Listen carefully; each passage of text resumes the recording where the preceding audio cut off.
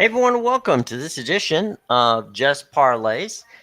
I'm Jim Williams along with Chris King tonight at the Caesar Superdome in New Orleans. Tip-off scheduled for 9:20 Eastern Time.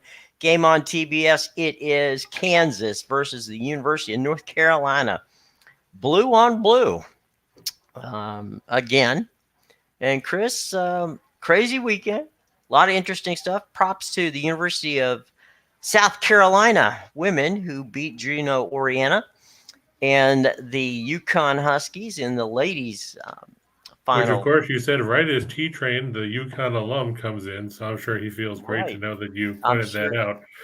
he's going to be happy about that, I would think. So good on him. And ironically, or coincidentally, perhaps would be a better way of putting it, we are going to watch a game at the Caesar Superdome, and we got nothing but good news from Caesars about some betting, but we'll get to Caesars in a minute. Okay. Let's do a little talk about the game. So let's start with the odds between North Carolina and Kansas. This is the money line at the moment. It's 4. Kansas is -4. Kansas is minus 190. North Carolina plus 160, total 151. Now I've seen that go up to 153 in some places. I've seen it go down to 149 something. So it's jumping around a little bit. Yeah, it seems like depending on where you go, you're going to get a lot of fluctuation on that right now. Yeah. The 151.5 seems right now to be floating between 151 and 152, Mm-hmm. depending on the book. Caesars has it now down at 151. Mm-hmm. A lot of other books, BetMGM and everybody has it at 151.5. Okay. Everybody's got to be different just to try and mess with people. By the same token, everybody pretty much has it at -4, but BetMGM now has it at 4.5. So nobody wants to be like everybody else. Everybody's got to try to come up with something different just to try and hook in somebody for something. So you have a theory that Max is trying to make his money back. That's the theory of the case here? Well, the sad part is that in some form or fashion, Mattress Mac is going to make money today. I mean, he bet $3.3 million on Kansas to win the other day at plus 190 through Mm-hmm. Caesar's Sportsbook app. So if Kansas wins, he would earn $6.27 million off of that. But earlier when the tournament started, Mm-hmm. he bet $1 million that the tournament champion would come out of the East region. Mm-hmm. Of course, that region had Texas and Baylor. We know Right. what happened to both those teams. But the funny thing is, North Carolina is the team from the East. So Right. either way, he'll win either $2.16 million off a $1 million bet, or he'll win $6.27 million off the 3.3 that he laid out before the Final Four. Either way, he's at least going to make some money, so he can feel slightly better about himself. He'll still be down some, 8 figures since the start of the year when it comes to betting on games. Because remember, he lost over $6 million betting on Alabama in the national title game. Then he lost Right. $9.5 million betting on the Bengals in the Super Bowl. I guess it's good for Vegas because they know that one way or the other, they're still going to get a bunch of his money. This is true. And I guess for him, it's publicity because, people will laugh at him and talk about what an idiot he is throwing all that money away. Of course, it was another promotion, where when he bet on the East region, if you spent over $3,000 on furniture and if a team from Texas had won it all, those people would have gotten their money back. But of course, with Baylor and Texas both being wiped out, that won't be the case. I haven't heard if he's running the same promotion tonight with Kansas. I'm doubting it. But give it to Mattress Mac. He's single-handedly trying to keep Vegas in the black. Well, he's doing So a pretty good kudos to job him. at this point. Yeah. And T-Train, I think, is right about this game tonight. He thinks David McCormick is a big key for Kansas because when he went out, Mitch Lightfoot, the 37-year-old sixth or seventh year senior who plays about 8 minutes a game, Right. came in. Villanova tightened the gap up, and McCormick had a big performance. It was probably his best showing of the tournament. And Kansas is going to need him, especially with Baycott hobbled with that ankle injury. Mhm. I'm wondering how mobile he's going to be. He fouled out down the stretch against Duke the other night.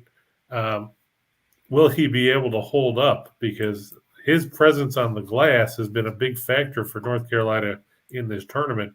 Of course, Mhm. he had 21 rebounds against Duke the other night. But McCormick, he averages 10 and a half a game. But against Villanova, we talked about it the other day about how, you know, he had a size advantage over Right. anybody Villanova had, and he put up 25 and 9, the most points he put up in this tournament because he had 9 against Texas Southern in the opener. Then he had 7 against Creighton. Then he had 8 against Providence, and then he had 15 against Miami. I think T-Train's onto something. I think McCormick's going to have to step up and put up another good performance for Kansas in this one. Yeah, absolutely. We were talking a little bit in the pre-show. I think you agree that be careful in the over. 6 of Kansas's last 10 games have hit the under, and North Carolina has gone over in 6 of the last 10 games. It's a popular play, but it could be a little different this time around. Yeah, I'm leaning towards the under. I'm just not 100% sure of what we're going to see from these teams. I mean, Kansas is a decent defensive team. Mm-hmm. Carolina isn't, but Carolina's relied a lot on perimeter shooting from Manick and company in the tournament. But if those threes don't fall, it's tough to put up points if you're the Tar Heels. And like we said, it's going to be close. It's going to probably end up somewhere between 148 and 155. So they're sticking that number right in the middle. Um, Yeah. but you're looking at the last few games in the tournament for Kansas: 127 with Providence, 126 with Miami. They got to 146 with Villanova. Um, but like we said, they also shot 13 of 24 from 3-point range. Can you expect Agbaji to hit 6 of 7 from 3 again? Probably not. I mean, let's be honest. He had struggled through earlier games in the tournament. He struggled against Providence. He wasn't all that great against Creighton. I don't think you can rely on a guy to shoot 85% from 3-point land. It's just not Well, feasible. yeah. The other thing about Kansas, though, Chris, is that unlike Duke, I mean, Duke's athletic. There's no question, but Kansas is athletic as well, and they're not young. True. And I think That's very true. I mean, you've got that kind of presence. And they played teams like Baylor. They played teams that are physically talented. So I don't think Kansas is going to be intimidated by North Carolina. Baylor, Texas Tech is another Yeah. team that's older and physical. Yeah. To a lesser extent, Iowa State has Yeah. some physicality. But you're right, and they're not a young team. They've got McCormick's a senior, Agbaji's a senior, Remy Martin, who came over from Arizona State, Mm-hmm. he's a senior. Like we said, the 87-year-old Mitch Lightfoot is a senior. Right. Coleman Lands is a senior. They've all been here before. Braun is a junior. And, the one thing that Bill Self has a little bit more of than you could probably say Hubert Davis has on the other side is depth. Mm-hmm. You look, and I know they didn't play a ton of guys. He played, Lightfoot played 9 minutes the other day. Martin played 21, and everybody else, came in at the very end. But, he knows that a guy like Joseph Yusufu, who came over from Drake, can put up numbers. Coleman Lands has been around a while at different schools. He can play. Beyond Carolina's starting 5, I mean, who jumps out and scares you? I mean, the loss of Dawson Garcia earlier this year really hurt them. But, I mean, if in crunch time, do you want to deal with Brady Manick or do you want to deal with Puff Johnson? I mean, let's be honest. We have a guest who's dropped by. Allie is here. Allie Burns, who we just caught off her show. Hello, Allie Burns. Hi, guys. I just want to pop in and say hello. Hello. That was a phenomenal game between Duke and Carolina. If you're going to go out, that was, couldn't ask for any more. They left it on the court as the cliches all say, right? Yes, absolutely. It was a great game. And like if we had to lose, I'd rather lose to UNC than lose to anyone. It was a great game.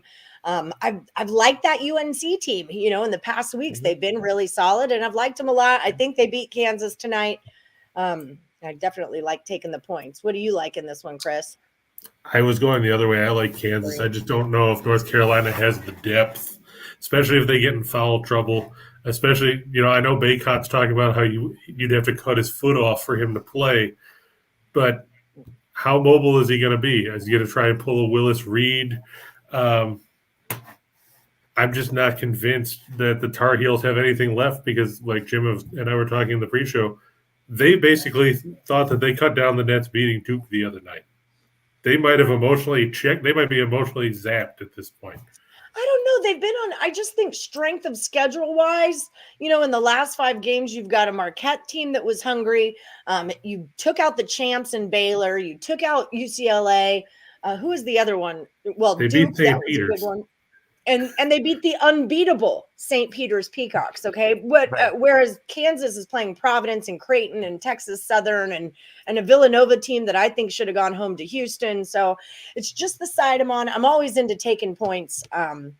In these I think you're devaluing Providence a little bit though by saying they beat Providence. Providence was a good basketball team this season. Right, but they're not UCLA. They're not Baylor. Yeah, but you also have to look and see that Carolina blew a 25-point lead with 10 minutes to go. They nearly ended up going out in round 2 to Baylor.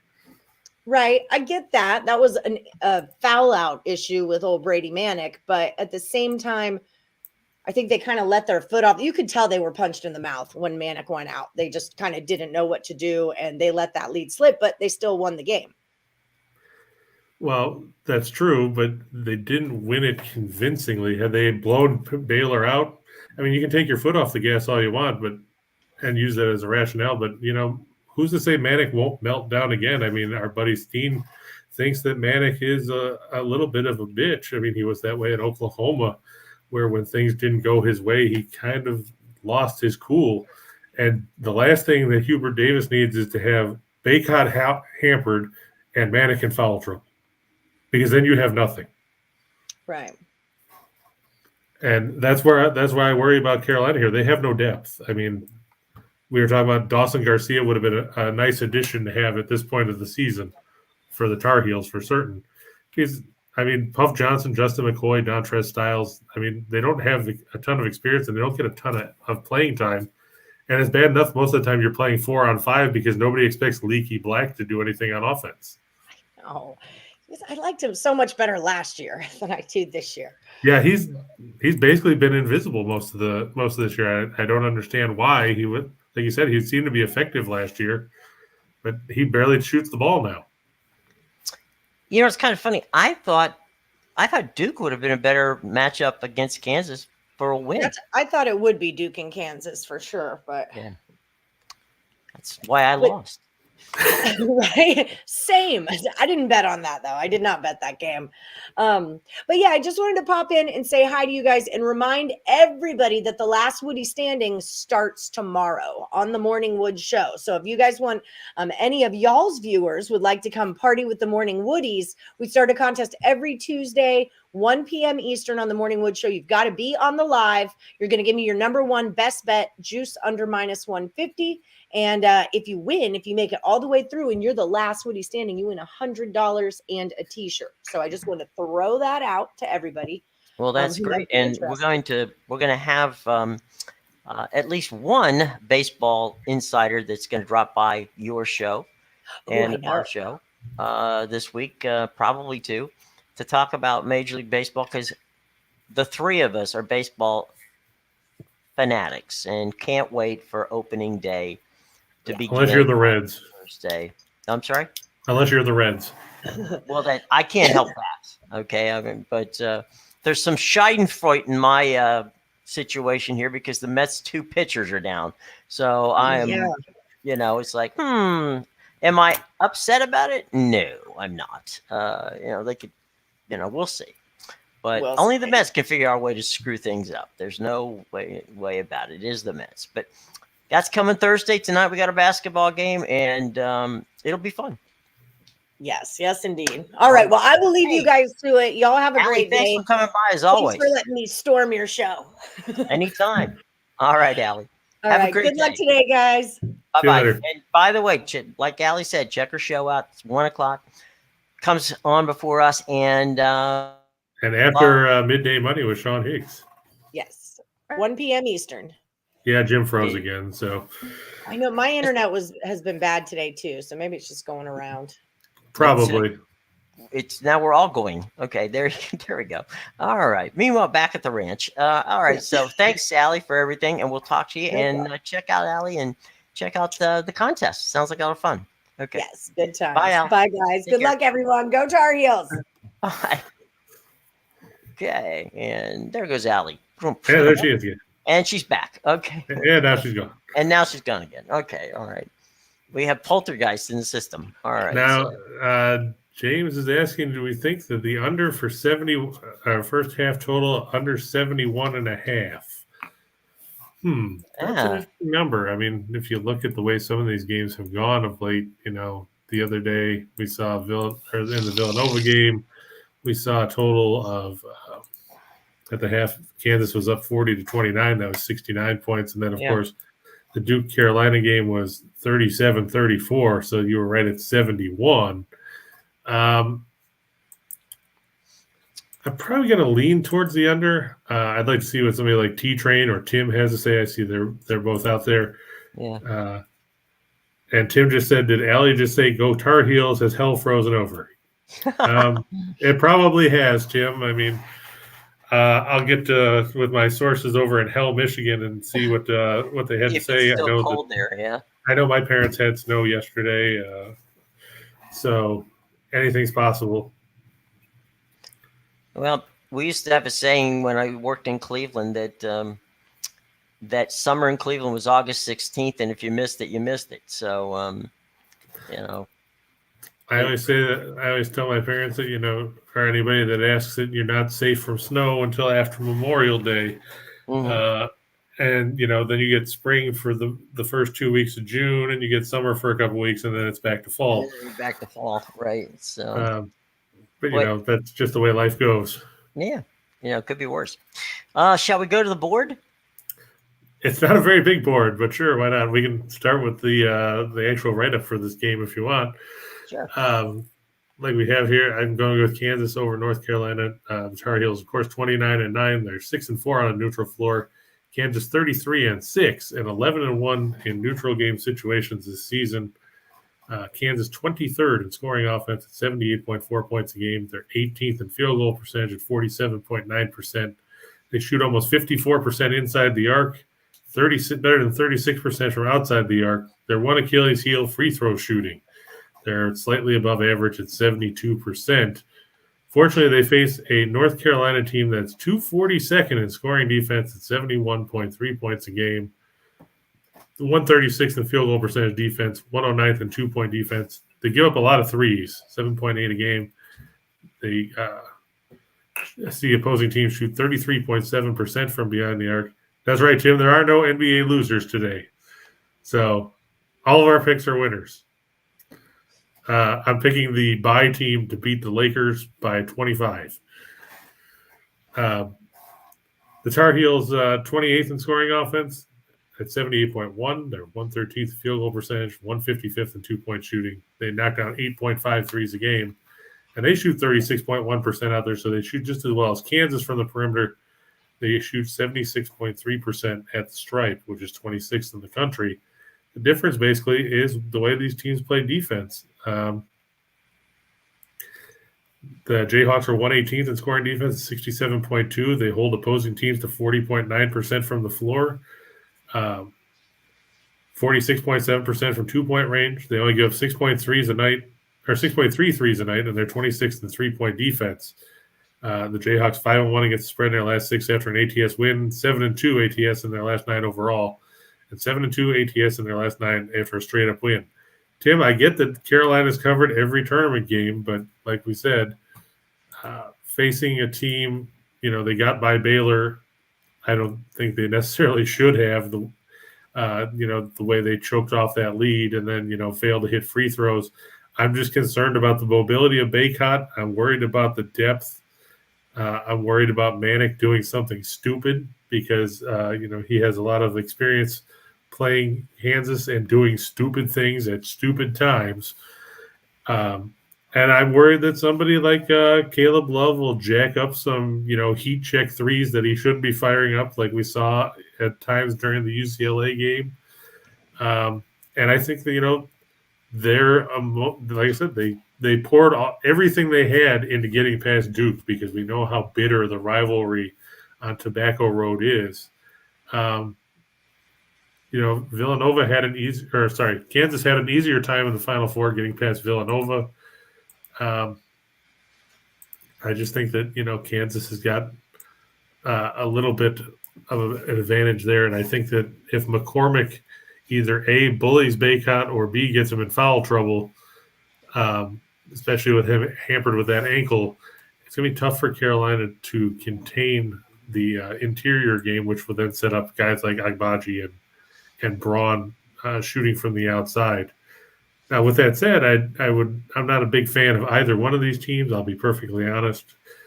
I've never been a fan of the Big 12, and the ACC is what it is. I mean, everybody knows how much I'm not a Duke fan and things like that. I thought that Duke would have gotten by Carolina to get to this point because that just seemed to be the way the Hollywood story of the week was trending. It didn't turn out that way. I just don't know if the Tar Heels are mentally in it now because to them, beating a team like that, that's like the college basketball equivalent of winning the Super Bowl for them. I just a minute ago, Michael came up with Bill Self has all the pressure on him tonight.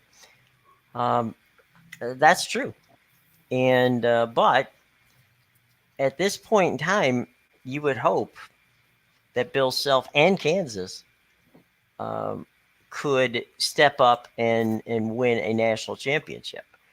Hubert Davis in his first year at North Carolina has done a lot of good things. The Tar Heels are on a run, no question about that. But I think the maturity of Kansas and the ability of Bill Self to coach in tight situations like this is going to give a coaching advantage anyway to Bill Self over a guy who undoubtedly is going to have a lot of success in North Carolina, and that's Hubert Davis, who could win in his first year a national championship. But I still, that coaching edge, I think, goes to Self in this particular situation. Well, I agree, and I mean, I get that everybody's happy with what Hubert Davis has done, but you got to remember, as much as the pressure may be on Self, think about the pressure was on him Saturday, and he outcoached Jay Wright, a guy who's got 2 national titles in the last 5 or 6 years himself. You'd have to think that he's got the edge on Davis because, sure, Davis has been on the bench and he was there with Roy Williams and all that, but Roy Williams didn't necessarily bowl anyone over. He didn't rack up a Wooden-esque run while he was in Chapel Hill either. Right. Well, the other thing, though, in all fairness to Jay had one hand tied behind his back. This is true. He could. I mean, he took them. If you remember, in the early in the second half, they were only 6 points down. Right. And then it started raining threes from outside from Kansas, and they took they put the pedal down and took off, and that's it. I'm not making excuses for Jay. I'm just saying he didn't have the horses to play Kansas, and and hey, Michael, that's 40L9. It's not 40,019. It was so at least get it right. Yeah, something like that. That's what I get for trying to tap the stupid button when I wasn't looking at the keyboard. Yeah, it happens to me all the time. So yeah, I mean, there's a lot to be said for what's going to happen tonight, and if nothing else, we should see a very entertaining game. I think it's going to be a tight game all the way. I don't think you're going to see much more of a lead than maybe 6 or 8 points. You're going to see a lot of back and forth. The interesting thing is how these teams adjust when they have to go to the bench. Right. Like we said, if Baycott is hampered or if Manic goes into foul trouble, how does Hubert Davis adjust? If Agbaji can't knock down a shot to save his life, will Self take the ball away from him and feed it to Braun or Remy Martin, or will they go inside? And like T-Train had said originally, how much will Mitch Lightfoot play given how poorly he looked against Villanova? Can he get 35 or 37 minutes out of McCormick if he needs them? I don't know, but if I'm Kansas, I'm going to take the ball inside. I'm going to go right at the center and power forward of the fronts of Carolina and force them to stop me. That's true, because I mean, if Baycott is limited and he can't get into position, you can get him in foul trouble quick, and that'll force Davis to really adjust, because we said outside of Baycott, there's not a ton of size. Right. He's 6'10", then Manic is 6'9", but then after that, Puff Johnson is 6'8", but he's 205, and McCoy is 6'8", and he's 220. Now, I know McCormick's only 6'10", but he's 6'10", 250. So, I mean, you're talking he's got a couple inches in anywhere between 30 and 45 pounds over those two guys. Plus, he's got the experience factor. Mm-hmm. Like I said, the big thing is, will McCormick be able to go big minutes, because he only averages about 22, 23 minutes a game this year, which makes no sense. But I guess when you were blowing teams out, you didn't necessarily need a big man in the paint. Braun and Agbaji were going for about 35, 36 minutes a night. Mm-hmm. But they've also got Jalen Wilson, who's 6'8", 2.25. So he's effective too. And maybe we'll see more of him as opposed to Lightfoot, because Lightfoot was, how do we put this, not very good. Ineffective. Sure, that'll work. There you go. Being polite here on a Monday. The game's being played at the Caesar Superdome, and in honor of that, Caesar Sportsbook, $1,100 first bet insurance. Place a first-time wager of up to $1,100 and get back the entire thing in the form of a free bet if you lose. So bet anywhere from $10 to $1,100 on your first-time wager, and you have betting insurance. So if you happen to lose, they're going to cover that for you. But you have to use the code ATS Winners. That's ATS Winners. And basically, that's the promo code. You've got it in the show box below. Remember, always bet accordingly. You must be 21 years or older. And if indeed you have a gambling problem, here's a phone number for you. Call 1-800-NEXT-STEP. Okay? But we know our folks out there always wager wisely. And there you go. So, anyway, a little bit of a controversy going on, Chris. I know we don't have any NBA tonight, but real quick to touch on.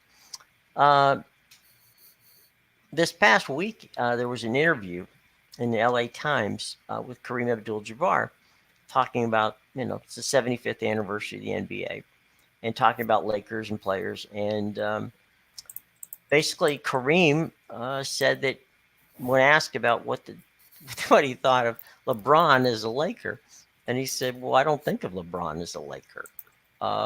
Because he hasn't been here very long, number one. And number two, he said, to me, he's done some things that has embarrassed him and the organization. Specifically talking about his constant chirping at the coach, constant chirping at if we had this or this player or that player or whatever. or just as we like to say, LeBron being LeBron. And it rubs mainly non-Laker fans for some reason. Pro LeBron fans went nuts. Laker fans, they kind of like, that's an interesting statement. But it definitely has caused some controversy out in Los Angeles. Well, the Lakers have enough issues that the last thing they need to worry about is what something that Kareem said about LeBron not thinking of him as a Laker. Right. If you look, they've now fallen out of the play-in tournament. They're behind the Spurs, which is something to say considering how poorly San Antonio has played most of the season. If the Lakers use this as another reason why they can't make the playoffs, then this team is in more dire straits than I thought. I mean, they're behind 2 games with 4 to play now. They've lost 6 in a row. And in order for the Lakers to make the playoffs, basically, if San Antonio wins one of their last 4, the Lakers would have to go undefeated. Because San Antonio owns the tiebreaker based on better conference record. They're 23-25 against the West. The Lakers just 16-32. When the Clippers have to win one game to clinch a spot. Well, they're officially in the playoffs. I'm sorry, it's the Pelicans. I'm sorry. It was, the Pelicans need 1. The Spurs basically need 2. Right. And I like what Magic Johnson said earlier. He said, "Quit making excuses." Yeah, and that's basically what they have to do. I mean, you look, they've lost 6 in a row. They lost 2 of those to New Orleans. They were up by 4 or 5 with 5 minutes to go the other day against the Pelicans at home and still found a way to lose. Then they played Denver yesterday. They got run over by the Nuggets in the second half. They lost to the Jazz. They lost to Dallas in a game that probably wasn't as close as the 18-point margin said.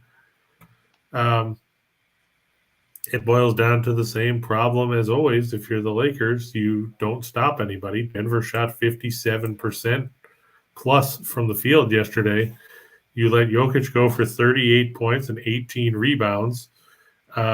Will Barton had 25. Aaron Gordon had 24. Who did you guard? You can go, hey, JaMychal Green only had 2. Well, so what? It's JaMychal Green. You let 3 guys off the bench score in double figures. I mean, Anthony Davis played. He played well, or as well as you can expect, given the fact that they have no players. Westbrook actually had an effective night shooting the ball, which is scary. Who would have sat around and said, hey, Westbrook shot 11 of 15 from the field in a game? Half the time, you don't think he can hit 11 out of 15 layups. That's true. Well, let's take a look at the NHL because we got some games there tonight. And yep, we do. We got a whole 4 games. And T-Train wants to know why LeBron wears sunglasses on the bench. Because the future's so bright, he's got to wear shades. And to Bill's question I saw just a minute ago asking about the most outstanding player in the tournament, I think if Kansas wins, they'll probably end up giving it to Agbaji. I know he's the favorite. If McCormick has another big game, he would probably be a dark horse candidate, I think, because, without him, they wouldn't have gotten to the title game as it was with the way he played against Villanova. So, I mean, don't count him out. And one other stat about tonight, Kansas and North Carolina have met 6 times in the NCAA tournament. Kansas has won 4 of them. They've met 3 times since Bill Self has been the head coach in Lawrence. Kansas 3-0 in those games. And Tim, I get that you don't think Baycott's gonna be fine, but ask Joel Berry II how much fun it is playing on a sprained ankle in the national title game when he did that back in the late 2000s, 2007, 2008, something like that. He might think he's okay. I know that there's he's not going to be 100%. Let's be perfectly honest. Quick question, JR. I don't know of any correlation, just so you know, between Duke North Carolina game and wins and losses in the next game. Well, I mean, we can look at Ken Palm and see. I mean, if you look, Carolina beat Duke in the regular season finale. Then they went on to beat Virginia in the first round of the ACC tournament. In their first matchup, they lost to Duke and then beat Clemson by 2. I think that took a late bucket to beat them there. Last year, they beat Duke in the finale, then they beat Notre Dame in the ACC tournament. That's the tough part, is they always play in the regular season finale, so then they end up going into the ACC tournament and playing some team that they probably have an advantage over. I must have mistook what he said, because I thought he meant, where two teams of the same conference played each other. Oh, I thought he was talking about just straight with Duke and Carolina. Okay. I mean, it could go either way. I mean, you could be right. I just thought, because that hasn't happened often. True. There were a couple times it happened in the Big East had. I remember, what was it? Was Villanova? Was it Villanova in Georgetown? Yeah, because And who was the other Big East team that was in that Final Four? Was that St. John's? It was either St. John's or Syracuse, one of the two. Yeah. So there's been situations, but it hasn't happened often. That's for sure. Yeah. Let's see. In '85, that was the tournament we were talking about. Yeah, it was Villanova, Georgetown, and St. John's, and Memphis State. Yeah. And of course, then it came out later that Memphis State had that appearance vacated because they had ineligible players. That history tends to repeat itself then with Memphis, because remember they had that with Calipari too. Chris, you're right. His correlation was during the season, and not what I thought, which was the thing. Wasn't it? There was that one year that Villanova lost and had to vacate the championship. When was that? That was in the 80s. That was, oh God, who was the kid that played that was deemed ineligible after the season? I mean, after the championship game. Like early 80s, somewhere between 80 and 85, something like that. Let's see. 84 was Georgetown beating Houston. Right. 83 was, of course, Valvano. Right. 82 was Carolina beating Georgetown when Jordan hit that shot after stealing, and then Sleepy Floyd turned it over. Right. 81 was Indiana over Carolina. Okay. With Isaiah Thomas. Yeah. And then 80 was Louisville. We know Louisville beat UCLA. Yeah. We know what 79 was. So it had to be, I don't know, maybe it was. It says UCLA forfeited their runner-up trophy in 81 after players representing the school were declared ineligible. Right. So maybe that's what it was? Maybe. But I thought I'll go into our crack research team while you break down the Blues and the Coyotes. We have a crack research team? Cool. Yes. Nobody told me about this. It's called Google. Yeah, I see that, like I said, Carolina was, or not Carolina, UCLA was placed on probation for violations ranging from financial arrangements for players to giving a recruit a T-shirt. That was back in 81. So good for them. But yeah, on the ice tonight, we got the Blues and everybody's favorite team, the Coyotes. Okay, Charlie, Sleepy didn't turn it over. Jordan just took the ball from him. The Coyotes 22-42-5. They're 12-19-4 on the road. The Blues 38-20-10. Let's not forget the Coyotes did play yesterday. They upended the Blackhawks 3-2 in overtime in the Windy City. Ivan Proskov, 0-1-1, with 3-4 goals against a 9.3 save percentage. As you can tell, he's got a lengthy track record this season. Expected to start against Ville Husso, who's 19-6-3 with a 245 goals against a 922 save percentage and 2 shutouts for the Blues. The Coyotes 31st in goals for at 254, 28th in goals against at 355. The Blues are 5th in goals for at 357, 14th in goals against at 291. St. Louis 16-5 in their last 21 against Western Conference opponents, 6-2 in their last 8 against the Central Division, and they're 20-8 in their last 28 games as a home favorite. Arizona has gone just 3-8 in the second game of their last 11 back-to-back situations, and they're 12-42 in their last 54 against teams with a winning record. Losing Clayton Keller last week to that broken leg when he crashed into the boards is a big blow for the Coyotes. The Blues still battling for playoff position in a crowded Western Conference.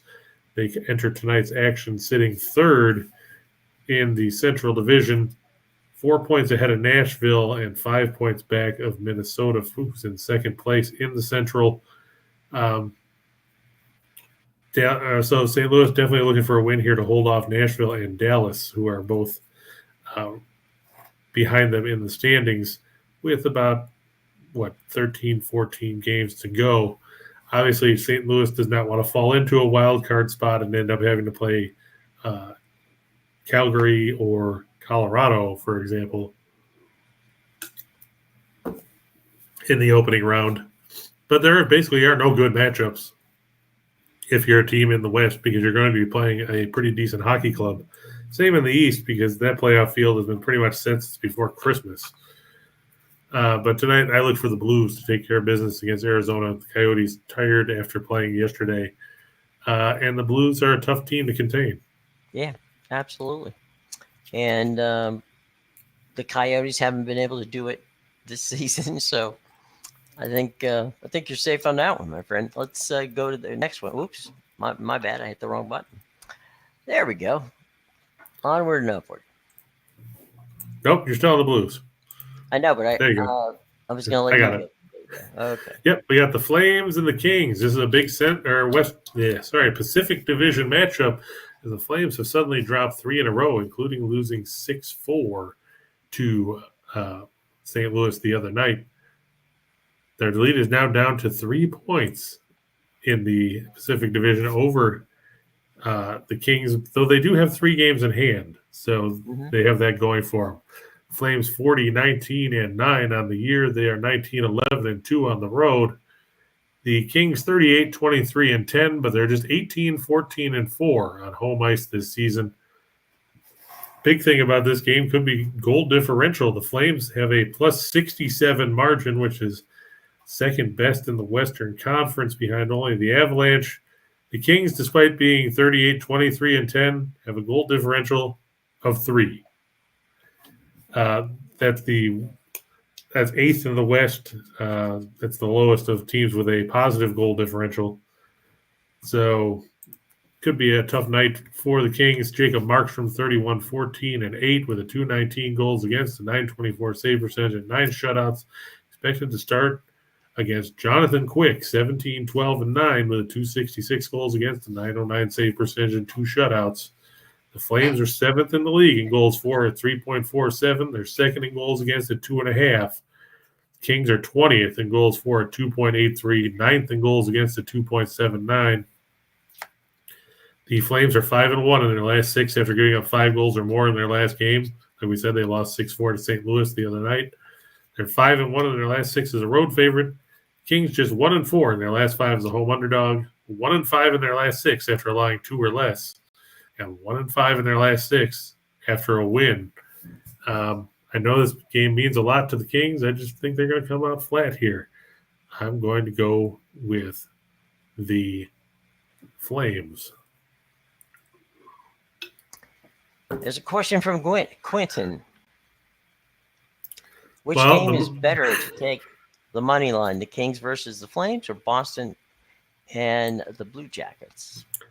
That's always open to interpretation. If you pick Boston on the money line, and the juice is minus 250 as opposed to minus 180. I know a lot of people have high hopes for Boston. They're in a 4-team cluster in the Atlantic Division where one of those teams is going to end up as a wild card. From a mathematical perspective, the Flames are the better money line because you're laying less juices.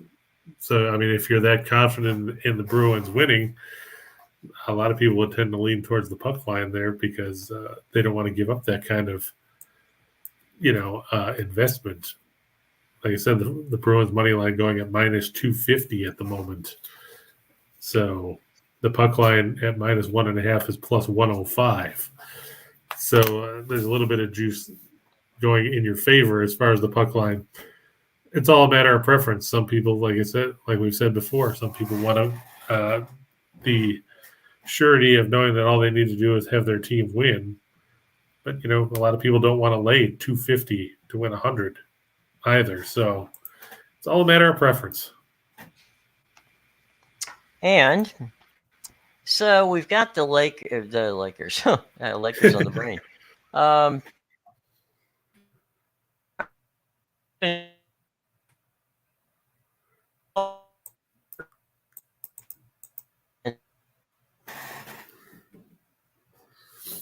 And Jim's having technical difficulties again.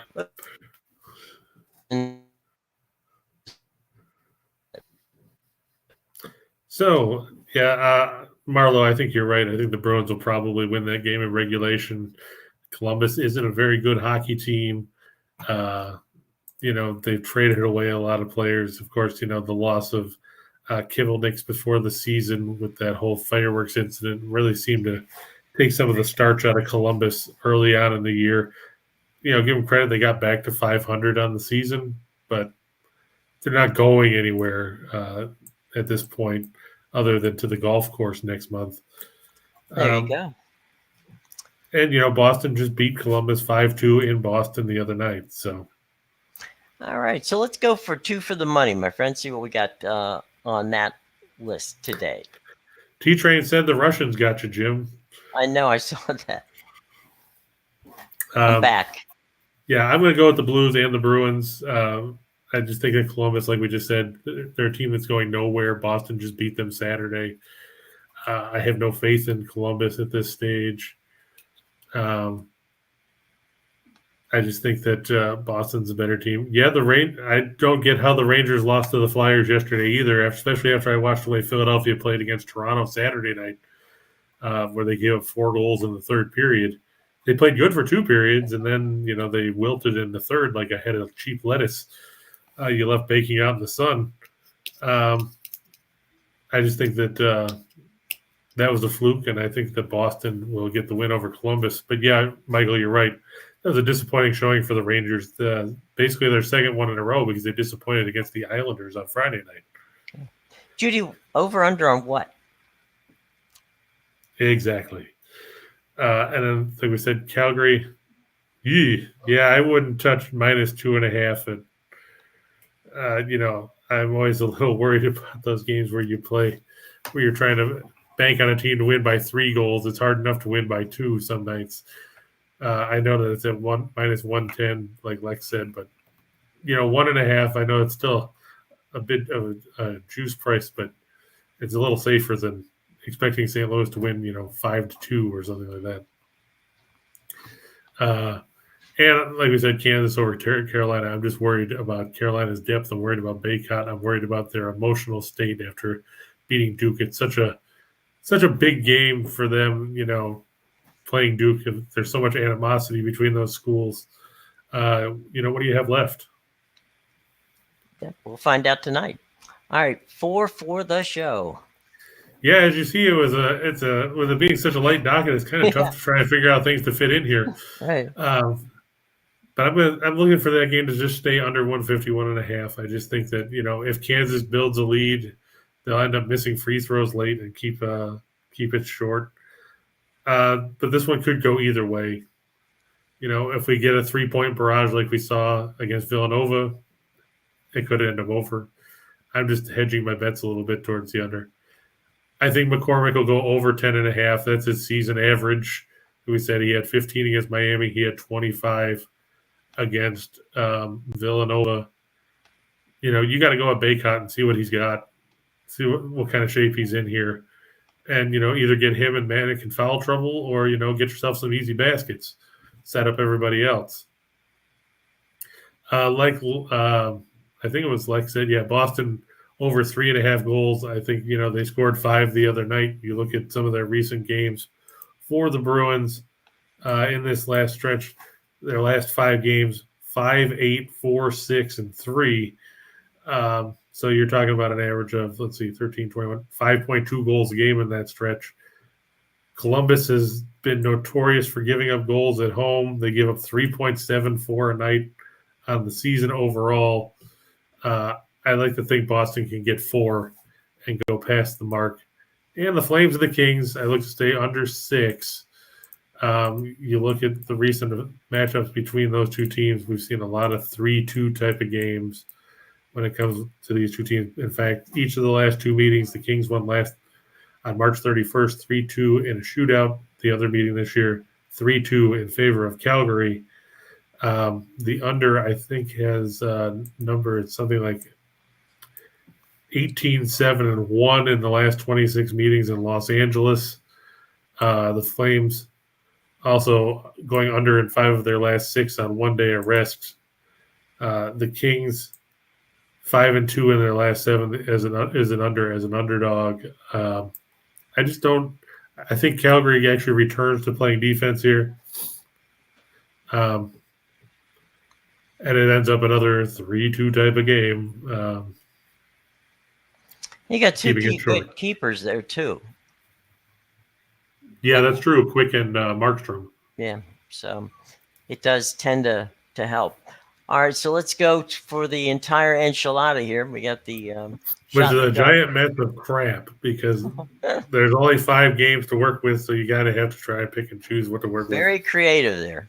Yeah, it's not like it was on Friday where we hit 9 out of 10 in this segment, and the team Right. that screwed us over was the Arizona Coyotes. I just think Caleb Love's going to end up under 17.5. I know he's had some good games in the tournament, but we've also seen him take some horrible shots. Just looking at his recent numbers, let me pull up here. Well, he's been very streaky. Yeah, sometimes he takes dumb shots. He takes those heat check shots that you shouldn't be taking. Right. I know he had 28 against Duke and he had 30 against UCLA, but he had only 14 against St. Peter's and he had 5 against Baylor. So if you look at the pattern, 23, 5, 30, 14, 28, it seems like he's poised to go back down to a lower digit here. And I'll lean towards him falling short of the mark. Same token, I don't pick games that involve the Maple Leafs if I can help it, Michael, just because it eliminates any bias. I think Tampa Bay will probably win that game. Where are they playing? They're playing at the Amalie Arena. The Leafs start a 4-game road trip tonight. So, and I think they have Florida on this stretch too, and they have Dallas, and I don't remember who the 4th team is off the top of my head. I saw both the Panthers and the Lightning clinched a playoff spot, right? I know Florida did over the weekend. Yeah, let me take a look ski here. As according to this, they don't have Tampa marked as clinching yet, but Okay. I imagine it's probably not that far off. Imminent, right? Yeah, because they and Toronto both have 93 points. So, I imagine. Let's see. The Islanders are the next closest team not in playoff contention. So their magic number, so to speak, is like 7 points, give or take. So, in the next week or so, all these teams will pretty much clinch, and yeah, they'll fall into place. Outside the Capitals, because they're the team that sticks out in the East that doesn't have 90 points. Right. Lex has got this as his parlay, so. Oh yeah, he's got the Toronto and Boston, so there you go.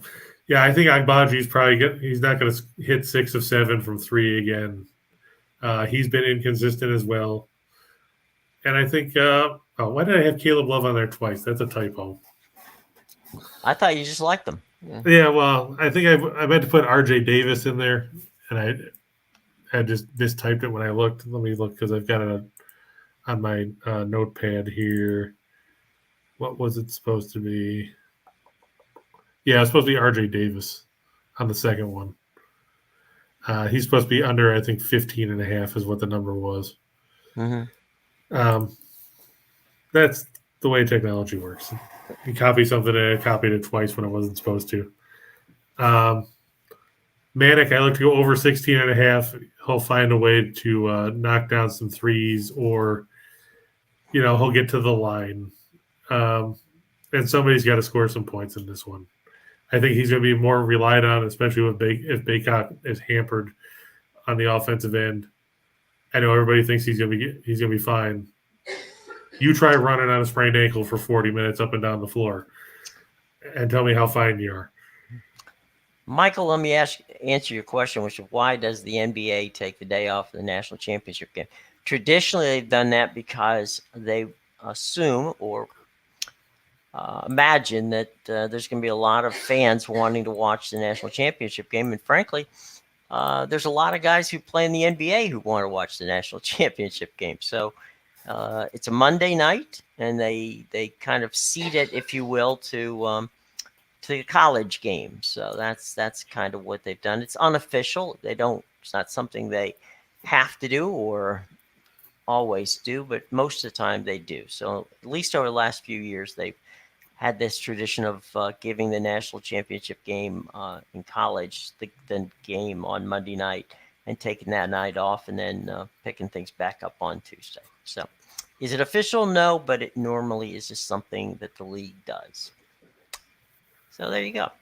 A courtesy. Thank you. It doesn't make it easy for us. No. But yeah, I think the Bruins and Columbus will end up over 6.5. Like we said, they scored 7 the other night. Hey, why not 7 again? Yeah, Michael said, why couldn't they play 2 or 3 games at like 6 Eastern and finish before the tip? I don't know, Michael. They did that with a bunch of games on Saturday before the Final Four. I mean, the Knicks played at noon and stuff. So I guess maybe they're concerned about TV money. Yeah. Or the people might forget to tune in at 6 o'clock. Yeah.